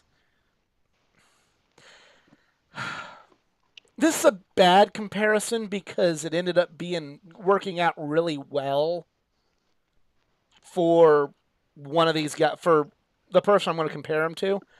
But he's reminding me of Dana White in the sense that, when he finally, became president of UFC and everything, he used to be like, you felt that like connection and that hunger and all that stuff with Dana, to the point, and he really had these, we just want to make our product good and this, that, and the other, and we just want to put out the best fights out there, and we want to, we recognize how good Pride is, and we recognize how good K1 is, and all these other types of fighting, and this, that, and the other. And then eventually UFC became the king of MMA, and, Dana White does not care about anything what anybody thinks but what Dana White wants to see. And he will call anybody that wrongs him or that he doesn't want to see in every name under the sun. He called arguably his greatest heavyweight champion of all time a homophobic slur because he wanted to retire. And Dana White's just like, I'm the fucking king and I did it. And for Dana, the proof's in the pudding. He's still on top. I think Tony kind of prematurely gone Dana White. Like, he has everybody telling him... We're armchair psychologist in here. Yeah, but... he has Dave Meltzer every week calling him a genius and saying, yeah, you're, and having legions of people say, yeah, you're the best. And having legions he also of has legions of people saying, like, die. Well, that too. Though. Yeah.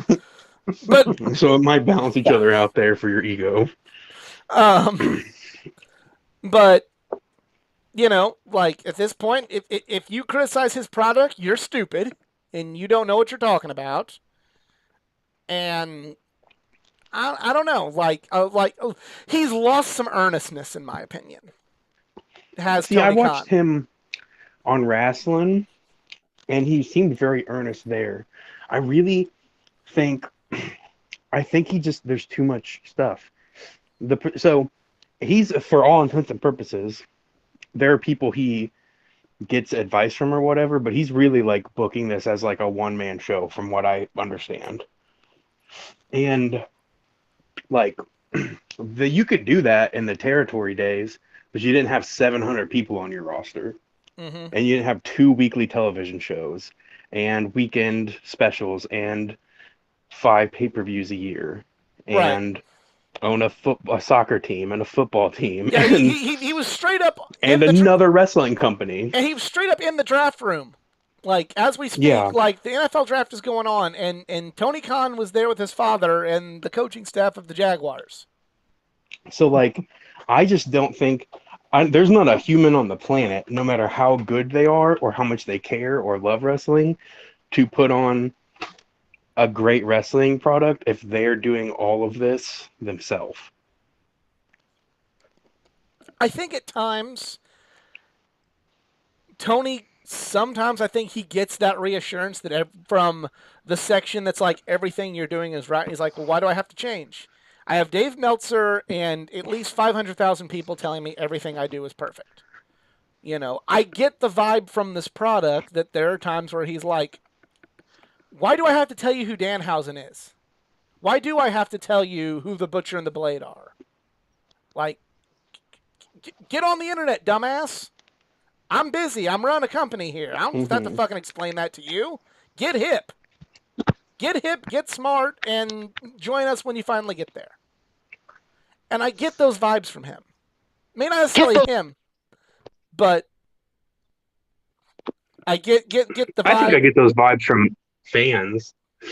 I just think from him, I think that the little pieces which add up over time that are getting missed are just things you miss when you have too many pieces on the board. And he has too many pieces on the board. So basically what I'm saying is hire Jim Cornette to book AEW. Oh, what could go wrong? Hire Jim Cornette to book AEW. By the way, Orange Cassidy's fired and actually might be sold into some kind of slavery because he hates him. No, but I do think, and this is something, everybody vilified Cody because Cody wanted to book, but, like, seriously, you need to start trying, like, I remember watching the Rise and Fall of ECW DVD, and I remember, like, you had all the ECW wrestlers talking about how Paul Heyman took all this on. They're like, and Paul needed to start trusting other people with some jobs. Mm-hmm. Tony Khan needs to start trusting other people with some jobs. Yeah, it just gets to the point when, and if he can just have minimal oversight, like, there's plenty of people there that can do that. I mean, he's got people. He has Jim Ross. Like, Jim Ross has been involved in those teams before in very successful eras of wrestling. I mean, I know, like, nothing's ever going to be, like, all one big happy family 100% of the time, but you also don't just give it to the Young Bucks, or you don't just give it to Kenny, or you don't, if Cody was still there, just give it all to Cody, or don't just give it all to JR, or you don't just give it all to Dustin. There is a reason why Vince McMahon has a writing team. Yeah. There's a reason why every successful TV show has a team of writers. Not just one guy, and I think but a team. Some of this is an overreaction, too, because Tony Khan is an internet smart. Like, he owns a company, which, but that's what he was before this. And in that world, like, writing team has been like a slur, basically, in the wrestling smart world. You know what I mean? Yeah. And I think that this is such we don't have writers. We don't write promos. We don't blah, blah, blah, blah, blah. But, even the territory days, there was, like, people who helped with the bookers. There was 2 or 3 people basically booking. Yeah. Yeah, it all still goes through Tony Khan, but it still makes sense. It just it has to happen at this point. Like, and I'm not saying you have to write every promo. You don't need to have, "Hi, I am Scorpio Sky, and I am." You don't have to write. The promos are fine in AEW. The TNT title. You don't have to do that, but maybe there's certain things that could use some extra direction, and there are certain things that could use some explanation, and there are certain things that could use just a little bit of tightening up. The problem is continuity and formatting. It's not like the promos themselves. It's not the matches. Those are fine. That's why AEW is good. They have still the best matches. They have still. You have Eddie Kingston and CM Punk and Bryan Danielson and Samoa. Like, your promos are going to be good. Like, you don't got to worry about that. But, yeah, it's just about, like, having someone look over your card saying, this doesn't make sense. Just tighten it up, like you said. Like, oh, you have this match going 17 minutes. Yeah. How about we have it go 14? And then we could make more sense out of this other thing going on with 3 minutes. But that's where I fear and maybe feel through complete and total 100% speculation that's where Tony Khan sees that he trends on Twitter and smart marks like him, and Dave Meltzer with 17 minutes gave it 5 stars. So he's like, why do I need 3 minutes to explain a character? Why do I need 3 minutes to explain what's going to devote to Malachi Black? Jungle Boy and Adam Cole got 5 stars from Dave Meltzer. Why do I need to change that? Don't you know what a 5-star match is? That's kind of that is my reasoning for why maybe Dave doesn't care about that, because he gets those sorts of people, and I'm part of it. I like a good fucking 5-star match as much as the next person. I'm the first person to say, like, well, if they would have had another minute, I would have liked that match more. But, I mean, I'm not going to say I'm completely innocent of those feelings, but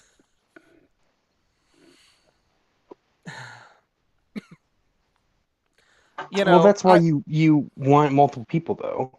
Like, my boss at work says, like, if I have like when we have our manager meetings, she's like, if we don't disagree with anything, like, I'm gonna fire all of you, because there's no point in having 7 people in a room that all think the same thing. Like, I can do that myself. So, like, the whole point of having multiple people is to get different perspectives, because nobody's right about everything. Yeah. I mean, I don't know. This is just, I remember last year, sitting in the old geek room and talking about how New Japan, like, really fell off and just wasn't really into New Japan anymore. And I remember saying, everything has its hills and valleys. I said, there will be a time where we go, damn, AEW's not as good as it once was. And I don't feel about AEW the way I kind of feel about New Japan then or now. But I really don't feel like all of this, oh my god, oh my god, oh my god, oh my god, AEW, that I feel like I'm supposed, like, I fail to see it. I'm I'm on the internet. I go on Twitter, and I like, one of the topics I follow is AEW, and I see all these fans go, and this is so great, and this is so great, and this is so great, and this is so great. And I'm like, yeah, of the 10 things that you just said were great, 4 of them are great. 2 of them are very good, and, the other 4 are, I don't get why what you think is so brilliant about it, or what you think they've done well about it. And, I guess, I don't know what the word is. Like, I don't feel connected as much with AEW anymore. I still love it, but I don't feel connected personally like I did a year ago, 2 years ago, when they first got on TV. Because you hate CM Punk so much? Not even that. Like, it's not even CM Punk. It's just like, man, why is Hangman an afterthought? Why is, I didn't really think Kenny Omega's title reign was, the stuff of legends. I don't think that the Young Bucks and the Express is really an afterthought too. Yeah, the tag. Yeah, that's an afterthought. Like, really, all their we talked about that the other day. All their championships are. I'm seeing all these matches. They're like 8 stars. Not, and the internet's agreeing with this, and I'm like, no, I don't think that. The whole internet thing, like, you just really got to look. If you want to, like, get broken of that, just go follow WWE accounts, because there's just as many, probably more people that hate it. The WWE accounts are just as bad, because, like, there's the minute, like, oh, hey, I thought MJF and Wardlow had a good segment. LOL, this is stupid. LOL. I don't put as much stock in the fan musings, I guess, because I just think it's also, like, inane. I get what you're saying, but it's just kind of like I'm. A year ago, I was with all those fans going, yeah. Other than the Cody hate, like, I was with them, and now it's just like, I don't know what happened. I don't know what it was, but I'm not. I don't feel this greatness. I'm not, like, I feel it's still good. I feel it's still better than most other things, but I don't feel this innate greatness that there was a couple years ago. I'm damn sure not really feeling it like everybody else is. They're still thinking that we're in the golden age. Like, we're not. We're not. Like, this is, you know, we've we, we've had 2 trips to the playoffs, and now we're gonna have to play in the bowl game in Canada, and that's not gonna be quite as fun. Also, the bowl game in Canada doesn't exist anymore. I just know about that because I actually had a friend that played in the bowl game in Canada. It's already been quiet because it's like I've said what I need to say. It's like what's going on with AEW. It's like just just deliver us a good product, or give us a great product, and for the love of God, just shut up about what WWE is doing. It's like we don't care. It's like if Coca Cola's new ad campaign is just attacking Pepsi, they really don't need to. You already know why you're a good product. Stick with that. Yeah. Yeah. That's Yeah, And I feel like in just some put some ways people in AEW places they is need to be. It's not like everyone we keep saying it's still very good, but if we can have don't be like Coca Cola and give us new Coke. Just give us the best that you already delivered. And Nick. I love Coca Cola You, with all you my you passion, cut out but a bit, bud. What? oh, hello, Yeah. sorry. that's the best What'd you comparison I've what'd you got. say? I said just put people where they need to be and give us less Ruby Soho situations and more Bryan Danielson situations. Yeah. Yeah, Like, look, they debuted on the same night, and look at their trajectories. Those are the two. Those are the two AEW wrestlers that exist. You have the one that comes in, gets a title match, isn't on TV for 3 months, and then the one that has been booked basically to perfection the entire time they've been there. Yeah. yeah. It's a tale of two wrestlers right Yeah. there. It get more consistent. Yeah. Get back to consistency. Mm-hmm. You know, if you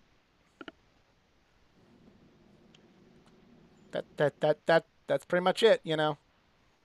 Get your good guy champion should be on TV. He doesn't have to wrestle every week, obviously. He shouldn't. But he needs to But he feel needs to be like on he's the TV every king of. week. He needs to feel like he's the best guy in the company. Yeah. He needs to come out and I keep his understand. eye on the contenders fighting. Yeah. Cut He promos. Like, he needs to, even if you have like a legendary feud with legendary interviews with, the old best at what they did and the current arguably best at what they're doing. Champion should still feel like the champion. mm-hmm. You know, Yeah. Tully Blanchard and Magnum TA were tearing it the fuck up, but Ric Flair was still the fucking champ. Mm-hmm. Chris Jericho and Chris Benoit were having great wrestling matches, but The Rock was still the champ.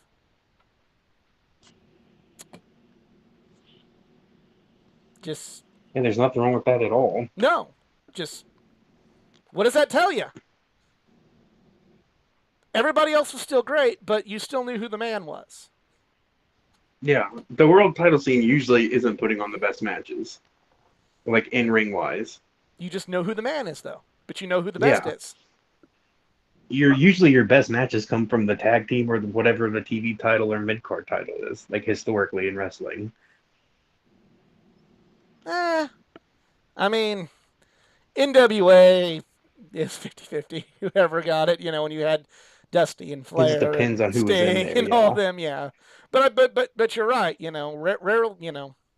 WrestleMania 3, yeah, Hogan and Andre were what drew 93,000 people, but the best match was Randy Savage and Ricky Steamboat.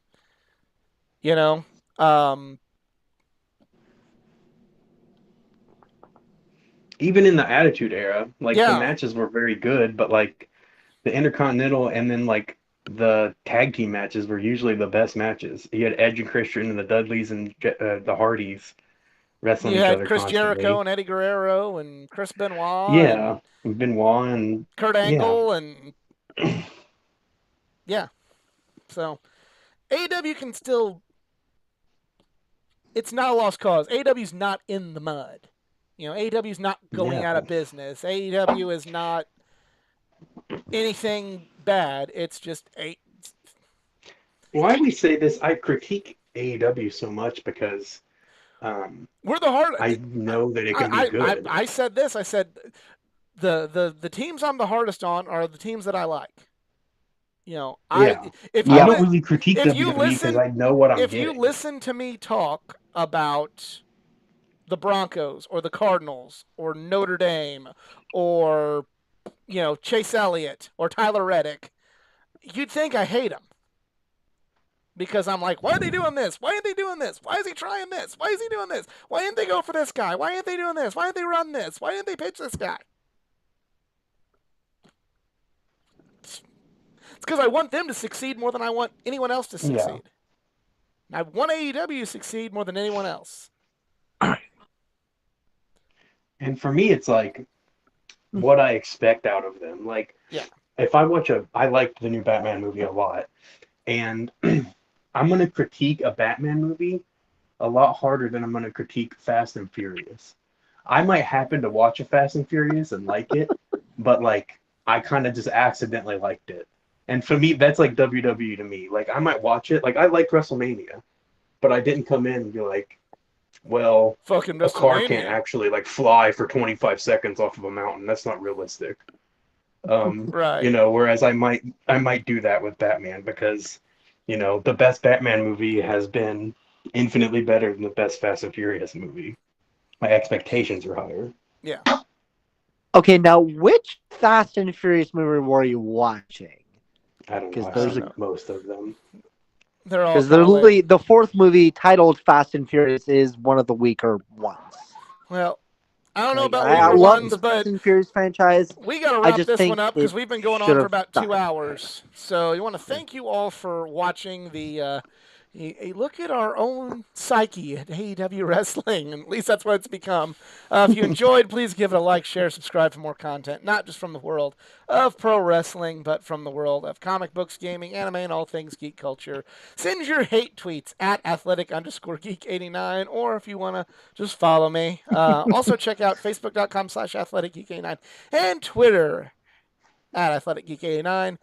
If you want to mail him a hate letter, go ahead and do this address. And To this is this a PO box or Amazon pickup. yeah. And by the way, this is a list of my work schedule and my fears. um, I just got the reference now. Oh my god, that's actually one of my favorite Family Guy episodes. um, Oh god, now you're giving me a reason to watch classic Family Guy. the good Family Guy, yeah. Yes. CJ didn't make it, but Frankly, follow it her on died Twitter. after season 8. That's my Follow opinion. her on Twitter at CJTmall0. Nick, do you have Twitter? You can send your hate messages to her too for not showing up. No, don't do that. She's busy with stuff. Don't do that. Nick, So do you have about the Twitter yet? business. Mm-mm. No. Nope. You can still follow him on Tumblr at Brian Danielson's Danielson Brian's. Mm-hmm. Brian Danielson's School for Wayward Daniels and Bryans. And if you're definitely check out Wrestling at the Then there's Grandel. me. Oh, check out Wrestling at the Grandel this Saturday if you're in St. Louis. Definitely check that out. Easy. You can follow me and send all your hate tweets to at ERIKZARINS. And I don't give a fuck about you. I'm just kidding. Anyways, but if you're in Indianapolis on Memorial Day weekend, you know what that means. It's Indy 500 weekend, and I'm going to be there with my old man. So I'm going to say this right now. On that particular week, I don't think I will be on the show for Double or Nothing predictions, but I'll still send in my stuff for you guys to chat about. So, and possibly my next wrestling show might be Forbidden Door. It'll just depend on what the pre-sale tickets are, or Mm-hmm. all of us are gonna pitch in. do something. I don't know. See what we're going to do. But one guaranteed show that I am going to be at is AEW Dynamite and Rampage taping in Motor City, June 29th. The first time I'm going to be in the Motor City in 5 years since graduating college in the amazing Windsor, Ontario, Canada area. And July 2nd, Monster Jam is going to be here in Cleveland, so I'm going to be going to that, and I'm going to have a lot of fun. So yeah, When if you is like the Double or trucking business. Nothing, by the way? The Sunday before Memorial Day, so that is the what? 29th. Yep. 29th. 29th. Yes. Okay. All right. Well, it's giving me the. But I might have a watch party with some buddies of mine. It's giving me the lag message right now. So for Nick and Easy and CJ who couldn't make it this week, but hopefully she'll be back next week. We's just Marks and we's out. Have a good one. Also, since when were you